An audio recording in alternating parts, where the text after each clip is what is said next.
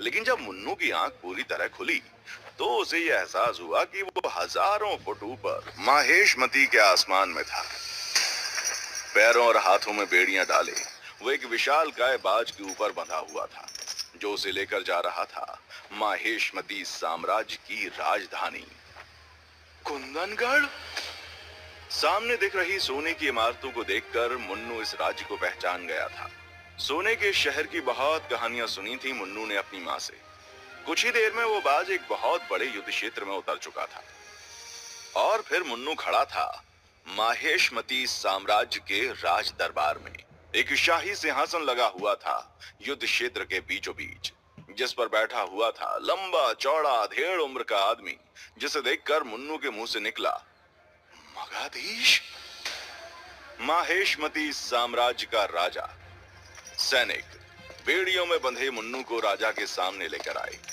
मुन्नू ने चारों तरफ नजरें घुमाकर देखा। उस युद्ध क्षेत्र के चारों तरफ एक शाही कवच पहने कुछ अलग से दिखने वाले सिपाहियों का पहरा था और उनके पीछे बैठी थी माहेशमती की जनता। महेंद्र सिंह विद्रोही। जैसे ही राजा के सामने खड़े एक आदमी ने यह नाम लिया, मुन्नू वहां देखने लगा। विद्रोही है? अपना सरनेम तो दोषी था। तुम पर आरोप है कि तुमने अपने चाचा सोमेश देव के साथ मिलकर अपने बाज राका की मदद से 2 लाख चांदी के सिक्कों की चोरी की। वो सिक्के जिन्हें राजा के शाही खजाने में जमा करने की जिम्मेदारी तुम्हारे चाचा सोमेश देव की थी। जब चांदी से भरी गाड़ी ब्रह्मपुत्र नदी के ऊपर बने पुल से गुजर रही थी, तब एक धमाका हुआ। गाड़ी के चारों तरफ चल रहे सभी सुरक्षा कर्मी नदी में गिर गए, लेकिन सोमेश देव को कुछ नहीं हुआ।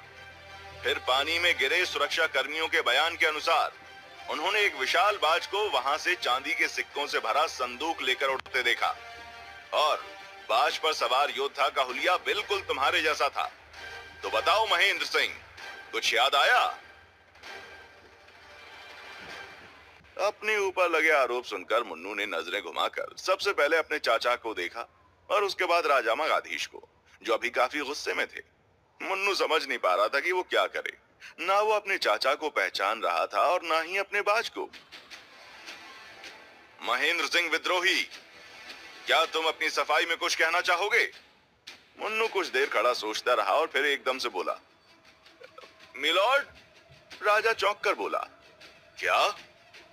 हमारा मतलब है महाराज, हमें 2 दिन का टाइम दीजिए अपने आप को निर्दोष भाई लोग सपोर्ट में, भाई सपोर्ट में।